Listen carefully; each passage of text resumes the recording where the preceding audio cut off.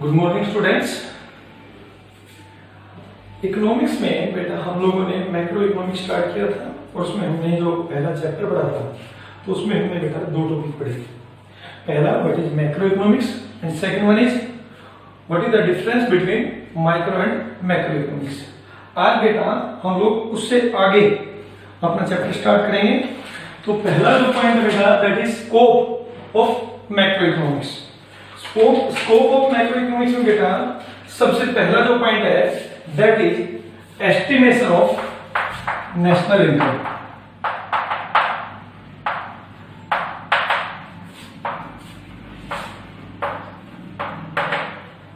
Estimation of national income. इसमें बेटा हम लोग पढ़ेंगे कि what are the different method of calculating और एस्टिमेटिंग नेशनल इनकम। इसके अलावा what is the difference between domestic income and national income. What are the precautions we should taken when we use any methods of estimating national income।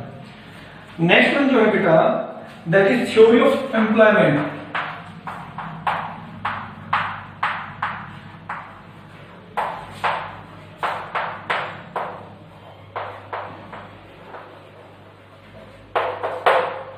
Theory of employment में बेटा हम लोग सबसे पहले पढ़ेंगे कि what is employment, what is unemployment, what are the reason behind unemployment and how unemployment can remove. ये भी मैक्रो इकोनॉमिक्स में पढ़ेंगे। और इसमें जो बहुत इंपॉर्टेंट थ्योरी है that is Keynes theory of employment. Third one जो है बेटा that is theory of money. Theory of money में हम लोग बेटा ये स्टडी करेंगे कि व्हाट इज मनी। सुना सबने है बट हम लोग एक सिस्टमैटिक नॉलेज लेंगे what is money and what are the different types of money, why we need money and what are the different function of money. इसके अलावा इसी में एक और टॉपिक है बेटा that is banking.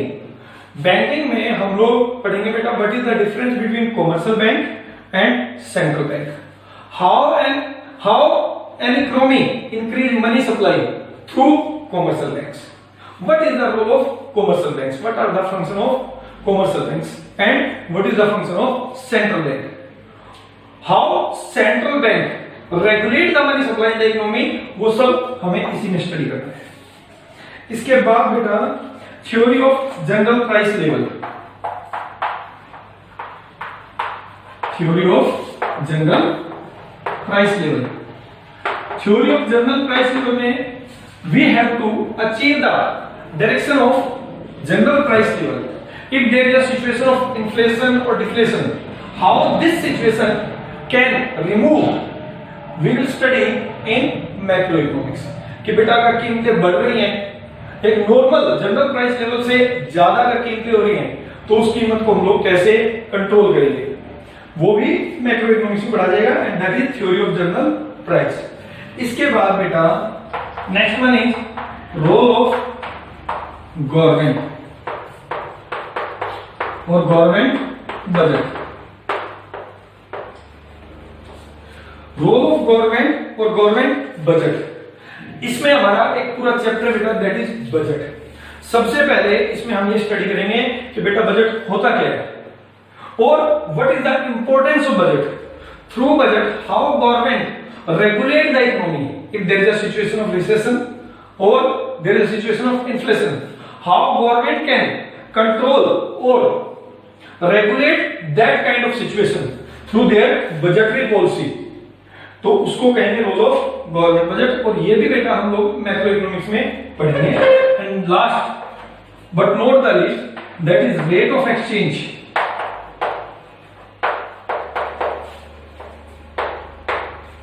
and BOP. So these are the topics which we will study in macroeconomics. What is rate of exchange? बेटा हम सब लोगों ने सुना है कि हम कहते हैं कि भैया आज डॉलर का रेट बढ़ गया है, आज डॉलर का रेट कम हो गया है, या फिर एक डॉलर के बदले इंडियन करेंसी में हमें इतनी इंडियन रुपीज की पेमेंट करनी पड़ती है। That is called rate of exchange. कि how an economy can exchange their currency with the rest of world. कि एक डोमेस्टिक करेंसी, एक डोमेस्टिक करेंसी की कितनी यूनिट हमें फॉरेन एक्सचेंज की एक यूनिट के लिए पे करना पड़ेगा, that is called rate of exchange. तो इसमें हम लोग स्टडी करेंगे बेटा what is rate of exchange, what are the method of determining rate of exchange, right. इसके अलावा हम लोग इसमें एक और टॉपिक स्टडी करेंगे बेटा, एक और चैप्टर इसमें है, that is balance of payment. Balance of payment is the record of all the economic transaction by the normal agent of an economy with the rest of world। देखिए हम सब लोगों को बताया कि आज के टाइम से जितनी भी इकोनॉमी है वो सब ओपन इकोनॉमी है। ओपन इकोनॉमी का मतलब क्या बेटा, domestic peoples, domestic residents of an economy make lot of economic transaction with the rest of world. जैसे कि बेटा हमारे देश के लोग विदेशों में काम करने जा रहे हैं, विदेशों के लोग हमारे देश में काम करने आएंगे, हम लोग फॉरेन में इन्वेस्ट करते हैं बेटा, तो फॉरेनर्स भी हमारे यहाँ पर इन्वेस्ट करेंगे। तो we should have a proper record of all these transactions and this record is known as BOP, balance of payment.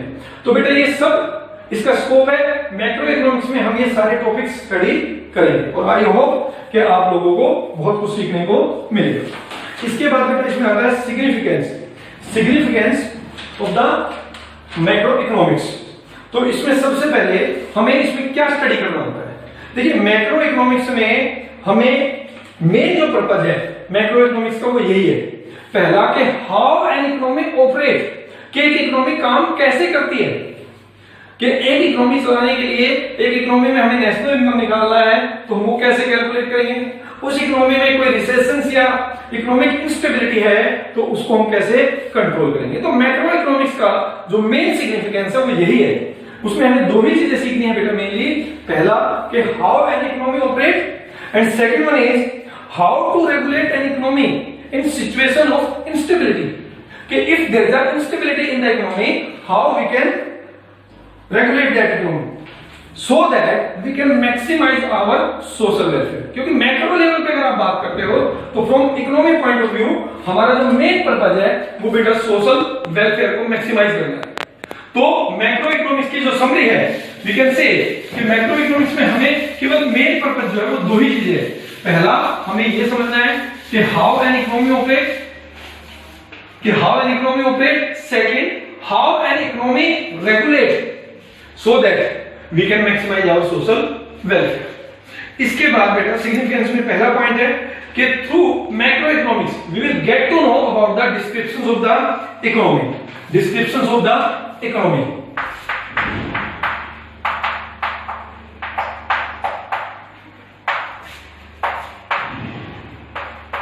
कि थ्रू मैक्रो इकोनॉमिक्स हमें यह पता चलता है कि हमारी अर्थव्यवस्था कैसी है। इसमें सबसे पहले जो पॉइंट है वो है estimation of national income.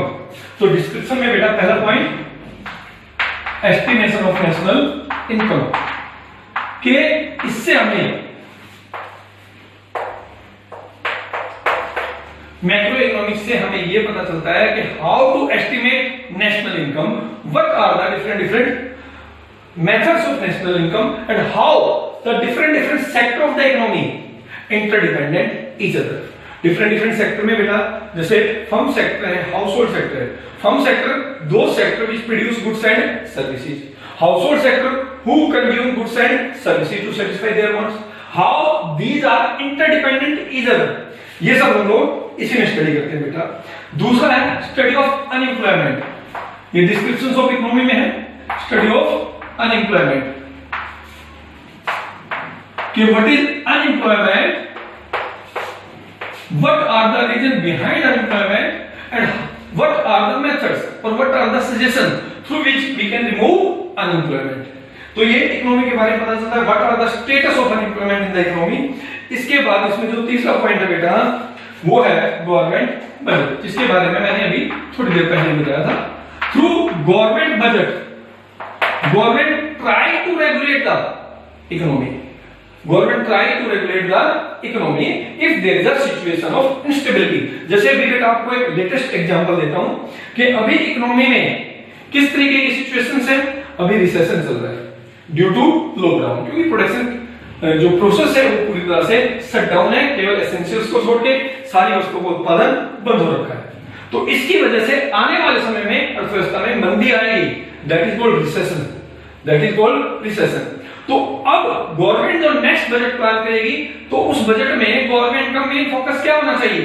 Government का मेन फोकस होना चाहिए बेटा कि इकोनॉमी में तेजी लेके आए, और इकोनॉमी में तेजी लेके आने के लिए गवर्नमेंट के पास दो टूल्स हैं, एक होता है मॉनेटरी पॉलिसी और दूसरा होता है फिस्कल पॉलिसी या फिर बजटरी पॉलिसी, जिसमें वो चेंज करके इकोनॉमी में स्टेबिलिटी लाने की कोशिश करती है।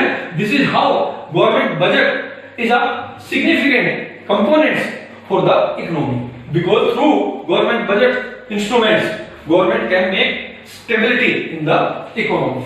बेटा इसके बाद जो सेकंड पॉइंट है that is road map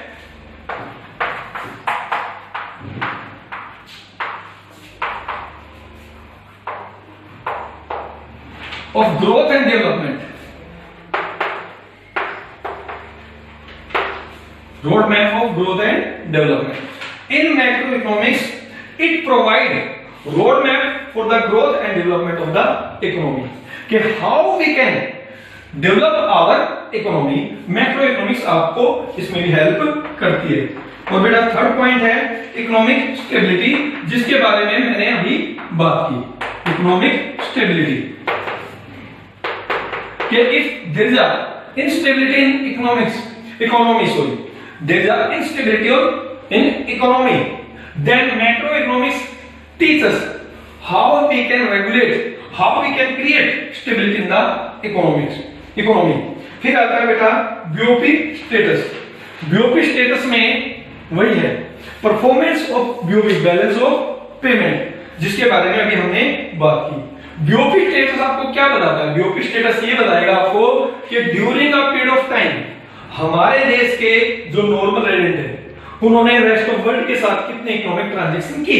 means it shows how much foreign exchange we received from the rest of world and how much foreign exchange we paid to rest of world during a period of time। और जितना ज्यादा हमारे यहाँ foreign exchange आया हुआ उतनी ही हमारी economic stability होगी, उतनी हमारी इकोनॉमिक डेवलपमेंट। इसके अलावा इसमें एक और पॉइंट है that is BOT. BOT is the balance of trade. It is the difference between export and import of visible item that is called goods. यानी बीओटी में हम लोग क्या कर रहे हैं बेटा कि हम लोग डिफरेंस स्टडी करेंगे between the goods visible items, कि हमने कितना एक्सपोर्ट किया during a period of time और कितना इंपोर्ट किया। अगर हमारे एक्सपोर्ट हमारे इंपोर्ट से ज्यादा है, हमारे देश के एक्सपोर्ट्स हमारे इंपोर्ट से ज्यादा है, तो it is a healthy sign for our economy. फिर नेक्स्ट पॉइंट है बेटा that is problem of poverty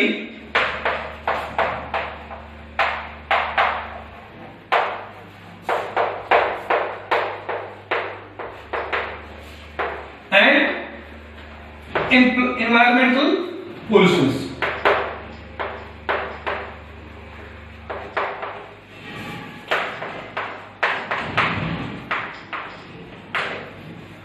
macro economic का सिग्निफिकेंस ये भी है बेटा कि ये हमें बताते हैं कि what are the reason behind poverty and how we can remove the poverty and what are the environment pollutions and how we can reduce the level of pollutions. समझिए बेटा अगर एक इकोनॉमी में level of GDP, level of income बढ़ रहा है, but उसके साथ साथ अगर इकोनॉमी में लेवल ऑफ पोल्यूशंस भी बढ़ रहा है, तो it never can be a sign of social welfare. आप चाहे जीडीपी कितना भी बढ़ा लें, बट जिस तरीके से भारत में लॉकडाउन हो जाता है, किसकी वजह से? पोल्यूशन की वजह से। आप देखते हैं हर साल पोल्यूशन की वजह से दिवाली के आसपास हमारी अर्थव्यवस्था बंद हो जाती है। तो इस तरीके से अगर जीडीपी बढ़ रहा है तो ये किसी भी तरीके से बेटा सोशल वेलफेयर का इंडेक्स नहीं। तो मैक्रो इकोनॉमिक्स में हमें what are the reason behind environmental pollutions and how we can reduce the level of pollutions, ये सब स्टडी करना है। इसके बाद बेटा जो लास्ट पॉइंट है वो बहुत इंपॉर्टेंट पॉइंट है दैट इज पॉलिसी फॉर्मुलेशन।